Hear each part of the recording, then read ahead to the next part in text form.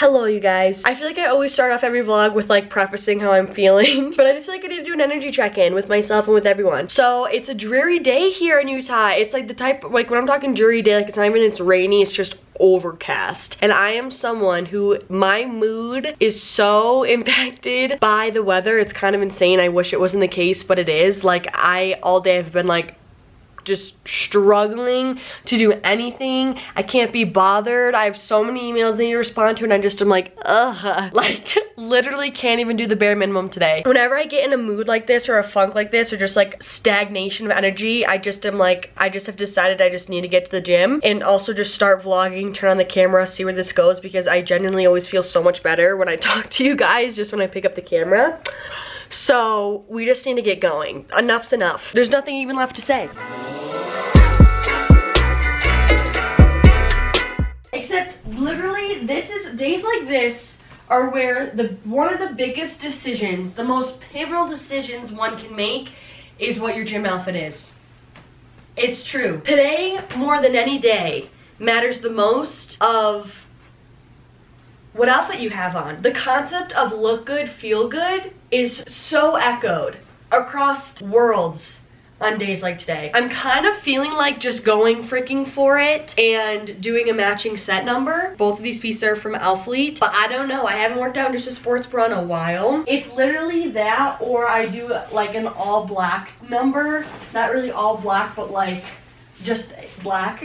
Not completely black, but black, wear black. It would be this Sarah's Day set. These leggings are so freaking cute, I can't even deal with it. And this sports bra. Ooh, what vibe. You all know I need to put them on and see. I'm warning all of my ladies, any being who wants to rock the Amplify Alphalete collection, they're doing a restock October 9th.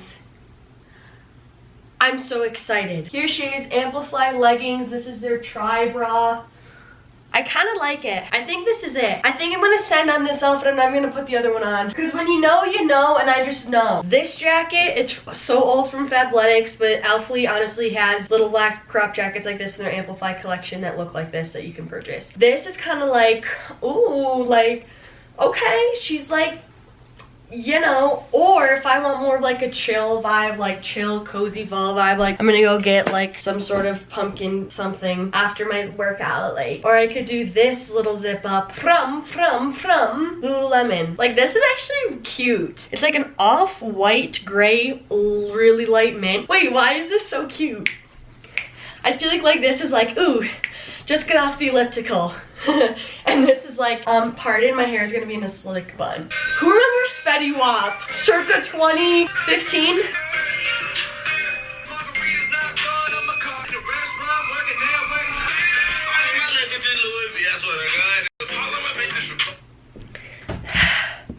I've officially lost my mind today. Alright, shut up. Is it beanie season? I feel like beanie season is anything sub 60. Shut up. It's 47 degrees outside, like welcome to fall. Okay,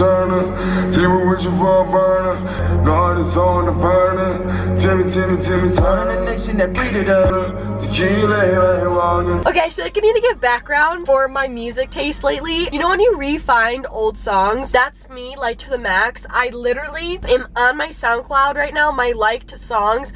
All, like literally I go like this just to get down to the bottom, and that's where I'm at. Also, I haven't even told you guys what I'm hitting today in the gym, what else is new. I'm showing you guys a full upper body day because I feel like I have not, I don't know, it's honestly, it's the way my split is and then the way my filming and editing and upload schedule is for YouTube, because always the day that I'm editing or like need to upload are days that are my upper body days, and the days that I have to film are always like my Mondays and Thursdays where I hit legs. So I'm trying to regroup, but anyways, I was able to shift everything where I'm able to film this, and also I'm trying something else with my split, meaning a new full week of workouts video is gonna be coming soon, but I've been enjoying like trying out different splits. So regardless, I've been trying out full upper body days instead of switching, like separating into push and pull days like I used to, and I've been enjoying it. So I'm gonna show you guys like what it looks like for me in just a full upper body session. Alright peeps, let's get into it. So I've been obsessed with the foam roller lately. It was a really big goal for me in September to start foam rolling more, and also I discovered the world of chiropractics on YouTube and I've been obsessed. So I've been really working on using the foam roller to help stretch out my back and open up my chest cavity to help with my posture and to also help with my shoulder mobility and all that stuff, just to help open everything up. I've been trying to do some drills that I learned through like YouTube videos to help with my posture, but hopefully I will be going to a chiropractor soon. Then I just rolled out my legs a little bit and then I took this rod and just did my classic like rotations to help open up my shoulder socket and just get some mobility in there.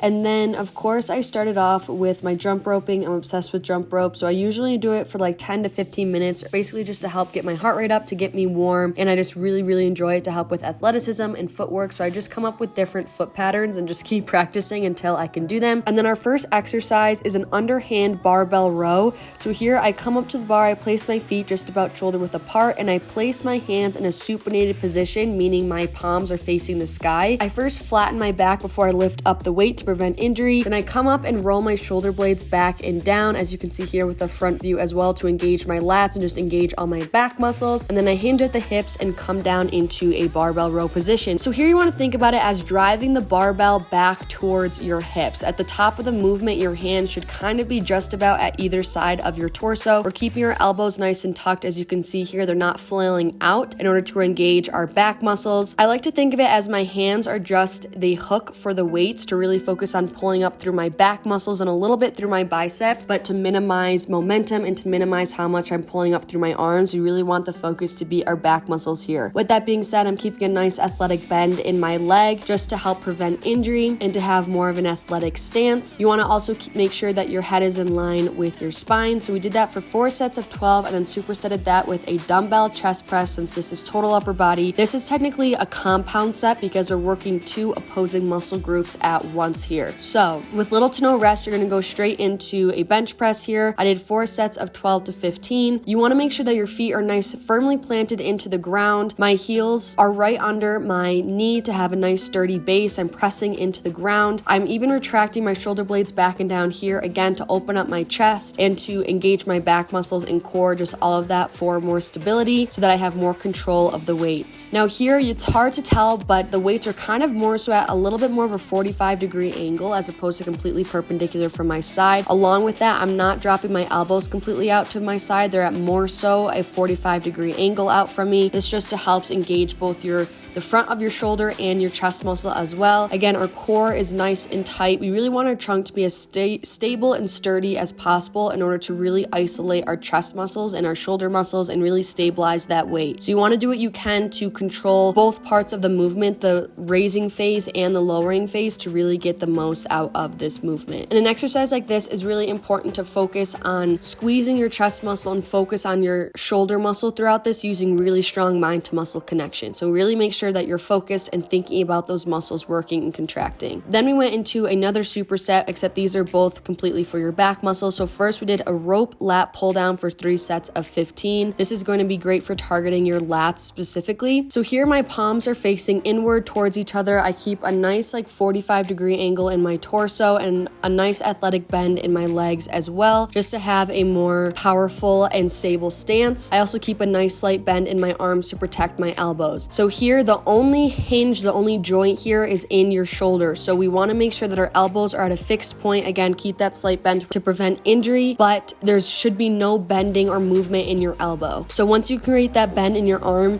keep it there and keep it stationary. So you're going to drive down, driving with the pinky with the bottom of our palms towards our thighs, and really focus on squeezing our lats and getting a nice big stretch when we come up. Full range of motion and squeezing all the way back down until we are driving that rope attachment to our thigh. Again, keeping our neck nice in line with our spine to prevent injury. And especially with this exercise, the range of motion is really important here. It's a really great movement because there's a nice big range of motion. So really make sure you're getting that full range of motion. And also, as with anything for a cable exercise, you want to make sure that you're not letting that weight completely re-rack by having the cable be completely retracted. So I'm standing far enough back away from the cables that the weight is never fully resting back on that weight stack to keep constant tension throughout the whole movement. So So then there we supersetted that with seated face pulls for 3 sets of 15. I personally prop one leg up against the cables for some more stability. And here the main focus is our rear delts, or the back of our shoulder, okay, and also our upper back. So here my grip is pronated, meaning my palms are facing down away from me. I'm driving that cable attachment to the top of my chest, and I'm letting my elbows flare out here. This is because our target is our rear delts, like I said, whereas opposed to that barbell row, we want it to hit our mid back. So we want to make sure we're still keeping a nice stable trunk. As you can see, I have more movement, but this is just to get a greater stretch and really go through the full range of motion here. And I try to pause when I contract my muscles and I have my shoulders all the way back at the bottom of the movement. I try to pause for a second just to really hone in on that contraction and focus on my rear delt. This is great for just all of the back of your arms and your upper back. This is one of my favorite movements. I love it. Then we went into another compound set. So here we have a pulling motion with a pushing motion. So I have first an upright row to target the sides of our shoulders here for 3 sets of 12. My biggest tip here is to let the barbell graze your body. I think that's a really big thing. My elbows are coming out towards my side and I have a pronated grip again, so my palms are facing down towards the ground. I come up till I'm just about parallel with the top of my shoulder, and again I try to pause for a half a second to really hone in on the contraction at the top of the movement. I keep a nice little subtle bend in my knee just to stay fluid and to keep an athletic stance, and I really try to keep as sturdy as I can in terms of keeping a stable trunk to eliminate momentum and really isolate that delt that we're really trying to target here. So then after that, we took the same barbell and went right into Skullcrushers. So this is going to be for our triceps. So very similar form in terms of the bench press. We want to make sure our shoulder blades are retracted back and down, and then we have a really nice stable stance with our feet down on the ground and pushing through our heels for stability. Now here the only hinge involved is our elbows. So our upper arm should stay super stationary because I really only want to be honing in on our tricep contracting. So I try to loosely pretend that there is a rod going through my elbows to keep my upper arm as stationary as possible. And I bring the barbell to just about it hits the top of my head and then drive all the way back up and really squeeze my tricep at the top. I love this movement so much for some reason. I just feel like it really isolates the tricep, eliminates all momentum because you're laying down like this. So here's it from the front point of view. As you can see, my elbows aren't swaying out really at all. They're staying as stationary as possible while also allowing them to go through the movement, but for the most part they're staying stationary. Also going with that, my grip is just about shoulder width apart with another pronated grip, so my palms are facing away from my face. Then we did just a single exercise to hit the biceps with a little bit more volume. So these are just some plain old bicep curls on the cable, but we're facing away, so there's a longer range of motion and just a greater stretch for the bicep. Here again, the only hinge involved in the movement, because we're only hitting our bicep, is our elbow.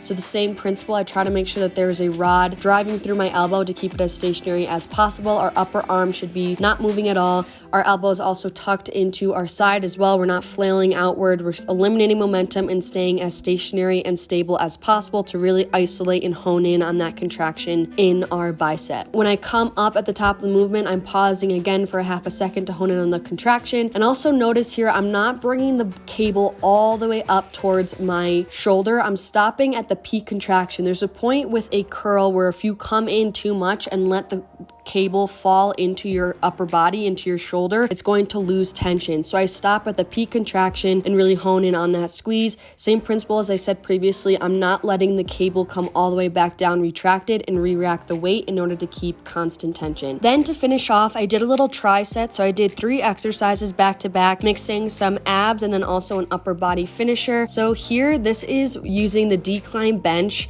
Doing abs on this thing is so challenging, but I absolutely love it. So here I did decline leg raises. I only did 2 sets of all this stuff. So I did decline leg raises for about 12 to 15 reps depending on the set. I always say this when doing ab movements, but with this one specifically, it's the most important, especially because you're in a decline position. You want to bring your belly button to your spine and tuck your tailbone to really engage your core and engage your TVA, which is your under layer of ab muscles. This is so crucial to engage your abs and take the stress away from your hip flexors. And I'm telling you, it will allow you to feel this this so much more in your core. So I just did normal leg raises. I'm holding on to the little handle that's at the top of the bench, and I try to come all the way up until I lift my tailbone off of the bench to really hone in on the contraction in my abs. From there, I went right into knee drives. These are also crazy, such a good burner. All the same form applies. And again, I'm trying to come all the way in, bring my knees to my chest to allow my butt to kind of pop off the bench and really hone in on the contraction. Then from there, I went into a crazy full body finisher. Honestly, these engage so many different muscles throughout the body. It's amazing. I have showed you guys these before. These are chameleons. So I did 2 sets of 10 here. You essentially want to pretend like you are skimming the ground, getting as close as the ground as you can without letting any part of your body touch the ground, keeping your knees off the ground, all that good stuff. This is amazing for your shoulders and your abs specifically. And in order to push back, I find myself driving through my palms. Also, if you need to, it will probably be better to do these on a carpet of some sort to keep your feet from sliding, but these are absolutely insane and they're an amazing way to finish off upper body day. And if these are too challenging for you, you can totally feel free to opt for a pike push-up, which I'm showing here. So it's essentially a push-up but in a TP form. But again, we're pushing through our palms like I said previously, and this is essentially just like an upper body shoulder focused push-up, and this is a great regression for you if you need one.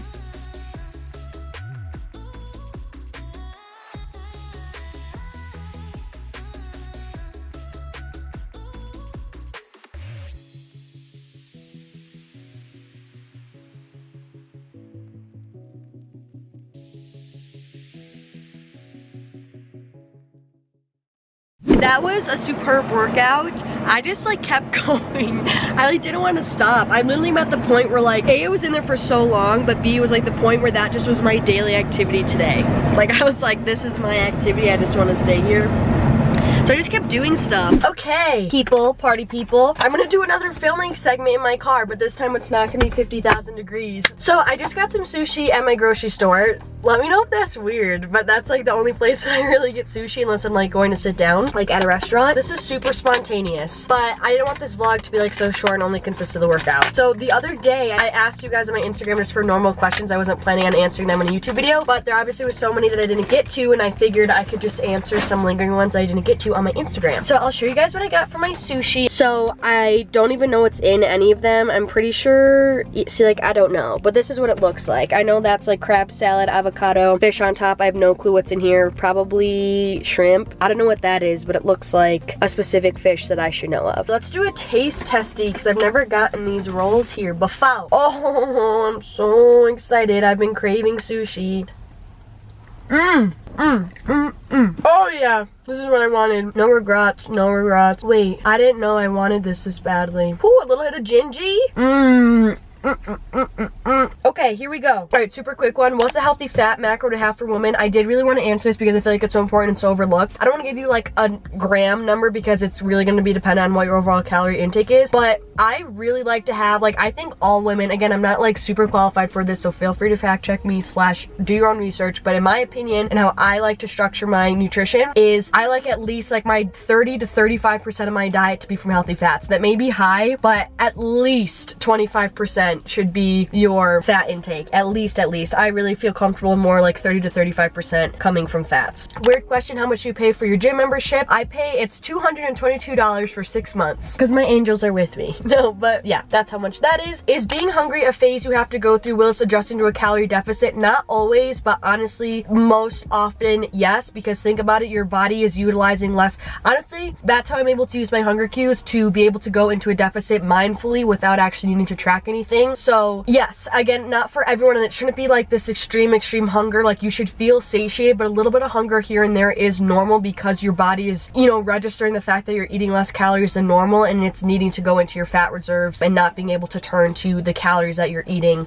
to have energy. Do I ever drink alcohol or eat sweets? I like really don't want to ever come across as this like perfect health guru who like doesn't ever eat junk food, if you will, or sweets or anything like that. For example, you guys know I really love Sarah's Day, and like she's someone who like genuinely always will opt for like the healthier version of things. Like she just genuinely doesn't really like sweets, all that stuff. Me, that's not me. I like eating sweets. It's been a big thing in my fitness journey. One thing that I'm proud of is like I've gotten to a point where I feel okay and I don't have an identity crisis when I want something sweet, of being like, how are you supposed to be super into the gym but still want sweet stuff? Like I don't feel that way anymore. I know I'm able to have different parts of my personalities and different interests, even if they quote unquote like collide with each other, like clash. I definitely eat sweets. I at least have like a healthier alternative of something sweet every single day. Like I'm always eating sweet things, whether it being fruit, my protein bars. I'll have Oreo thins. I'll have like those frozen dark chocolate covered bananas, those types of things. I'll just like, definitely I don't ever deny my sweet fix. Like I'm getting it in one way or another. And then I would say like, it really depends. Sometimes it's like once a week I'll have like the real deal. Like I'll go get ice cream, or it just depends. Sometimes I won't get real ice cream for like 2 weeks. It just, I don't really do it intentionally. It's just kind of when my body really wants it, or when my friends are going out to get ice cream. Just like, I don't know, I don't really plan it. I just kind of play it by ear, but I definitely eat sweets. In terms of alcohol, I don't drink alcohol often. And this isn't even for like physique goals anymore. Like that's for straight up health. I've done a lot of research on alcohol and continue to do so. And it really just is poison. It's really baffles me how socially accepted it is in society. When I do drink, it's very occasional, and I'll have like a vodka soda or something like that, or tequila. I don't really ever have like these mixed drinks or sugary mixed drinks because they make me feel like crap. But yeah, not to say I don't ever drink. There's definitely times where I do feel like going out with friends and, you know, getting drunk. Like it's whatever. I'm 21, by the way. I'm 22 actually. So do you ever experience anxiety due to the unknown? If yes, how do you manage it? I don't really struggle with anxiety, especially like clinically based anxiety. So again, don't want to speak in an area that I'm not qualified for or have any experience in. My camera battery just died, so if the framing is weird, it's because I had to move the camera and change the battery. Especially in terms of the unknown, honestly, no, but my sister really does. And my thing is like, I always tell her, it's like, no one has the right answer. No one knows what's gonna happen. So it does literally quite nothing to worry about it or get anxiety about it. And if anything, that's only gonna attract these like negative experiences into your life. Like I think it's just finding this unwavering trust in life and knowing that what's gonna happen is gonna happen, and that's out of your control. And honestly, whenever anything does happen, like you're gonna be okay. Like that's what I always feel like. Like if I'm like stressed about something, like let's say you're nervous, like okay, but then what if I miss my flight? It's like, okay, so what if you do? Like then you're gonna, you know what I mean? You're gonna figure it out. You might need to stay the night in a hotel, but it's like you're gonna get to your destination. I don't know, I just feel like there's no need to stress because it literally always gets figured out. So it's kind of, I'm just like, what's the point? Like yeah, it might be temporarily stressful and an inconvenience, but like you're the one who gives life to that. If you're the one to like freak out a lot or think like, oh, this is such a disaster, like if you just are chill about it and accept your situation and rid yourself of resistance and just keep going with the flow of things and know that you're right on time with life, like it doesn't feel like a burden to have to stay in the hotel. You know what I mean? You can make it an enjoyable thing because you're just living life. I don't know, I think like people get in this tunnel of like, but then this is gonna happen and this is bad, and then it's like it's only bad because you're the one labeling it as such, when I always say like all these little things that bother us, like they're just inconveniences, they're not real problems. And I think people mistake that all the time for these little things, for like these big problems that are so annoying that take over their energetic state, where I'm like, you're not sick, your life's not threatened, and your family members are alive and you're still alive. Like everything is okay. I know it seems dramatic, but like that's the big bird's eye perspective that I need to take sometimes to like have myself chill out. What does spirituality mean to you personally, is what someone said. Love that question. In a nutshell, spirituality to me is exploration and expansion of honestly just life, which embodies yourself, others, the unmanifested, and the flow of life, because we're all life, we're all walks of life. So I think it's exploration and an expansion of just life as a whole that is completely driven by love. And honestly, like I genuinely think it really pushed me to be a better person. But if I had to come up with one definition concisely, that's what I would say. This is one that I don't address often, but I get asked about it decently often. How do you cope with preventing / dealing injuries while being so active? Great question. I'm blessed to say I haven't suffered from like anything severe where I've had to be taken out of training, and I just want to address that just so people know. So like I want to be honest and say I can't relate to you, but my dad is someone who's super active. He loves being active more than even I do. He's been injured like an insane amount of times, and I've seen him struggle so much. So I know it can be really, really mentally hard. In terms of coping with it, if that were me, I would just remind myself that it's just temporary and I will be able to get back to my training, and that this is for my highest good now. It's to let myself rest, let myself heal and not push it. And I know that I will be able to like get back on the court in time. I just need to be patient and know that just this is for my highest good. You know, use the lesson in it and use it to allow you to appreciate and be super, super grateful for when you do have your full mobility and full health. Like I think those times times are when we recognize how grateful we truly are to have movement. So to use it as a time to strengthen that gratitude. In terms of preventing it, my biggest thing is eating well, right? Making sure you're fueling your body, that you're strong, that you have strong bones. Weight training honestly helps tremendously with that, with strengthening all your tendons, all your ligaments, all your bone density and all that good stuff. Stretch, obviously, do mobility and all that good stuff just to help you have more range of motion on things. Those are my efforts to prevent injury.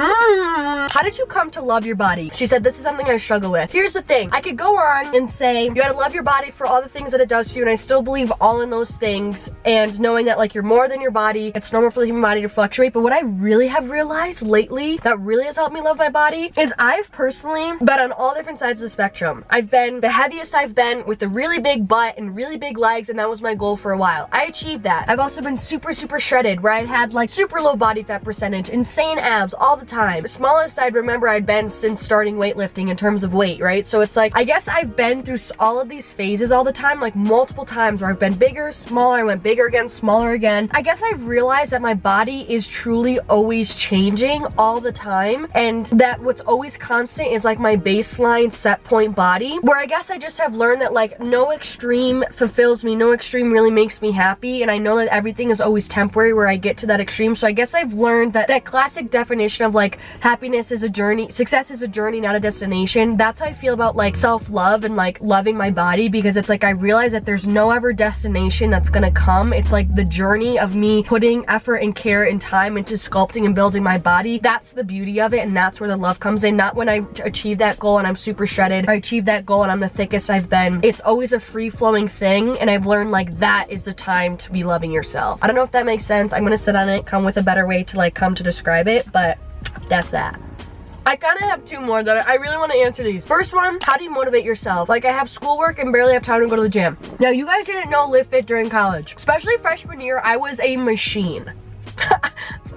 Looking back, like, I was actually psychotic. I really was. But the thing is, there's always a way to get it done. And it comes, like, it's so far past the point of motivation, it's not even funny. I would be in the gym by the time I went to all my classes, did all my homework, sat in the library to study.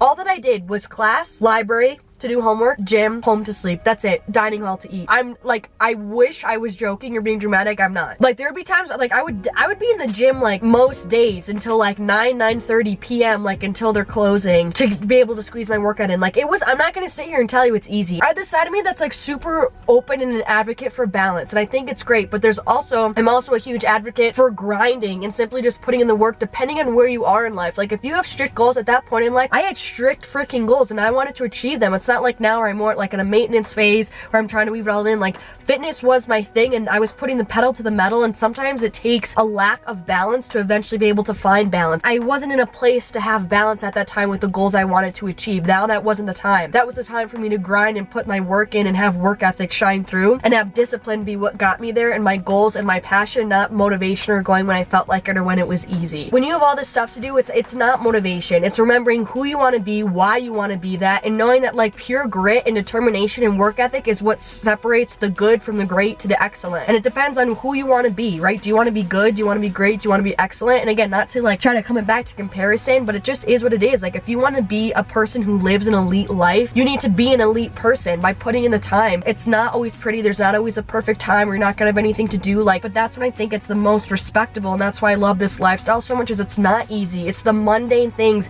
every single day that you need to put that little piece of work ethic that everyone's like, it's so easy. Like, I don't need the last 2,000 steps to hit my 10K. I don't need to do the last set. It's so easy to cut corners in fitness, but yet those corners that always get cut, those are the most important, because those are what add up to make you 1% better every single day. And just that's why I love fitness, because it really separates the people who really pay attention to detail and have thorough character and do the thorough work and not try to cut corners and get it the easy way. So I'm going on a rant, but there is no motivation. You need to get it done for you, and you need to find a way. And if that involves, you know, being at the gym until 9:30, shit, dude, you have goals to achieve, like, you know. Lastly, quickly, do you speak openly about vibration or law of attraction to people that don't understand? I've honestly been working on this and reflecting on this internally, because I've always wondered, I'm like, do I need to really protect my energy? But then I feel like if I'm trying to protect my energy from like bad or negative people, it's like I always feel like positive energy will always trump, and then it will always be protective because the greater good will always win. But honestly,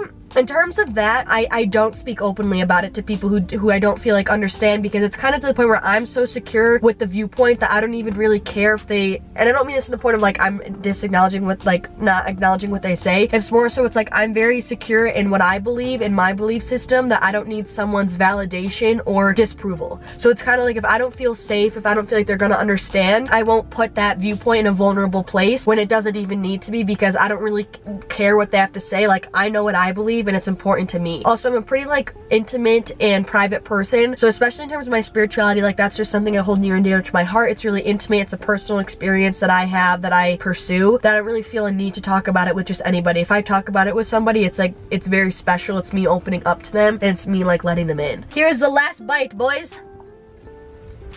I was so hungry. I wasn't expecting to eat all those. Alright guys, I hope you guys enjoyed that. I actually loved that. A very spontaneous Q&A. If you want me to do more of these, like let a sister know, I would love to. But yeah, and I also hope you really freaking enjoyed the workout. Definitely try it out. It was a really good one. I'm sending you guys so much love, and hopefully I'll see you in the next one. Peace out.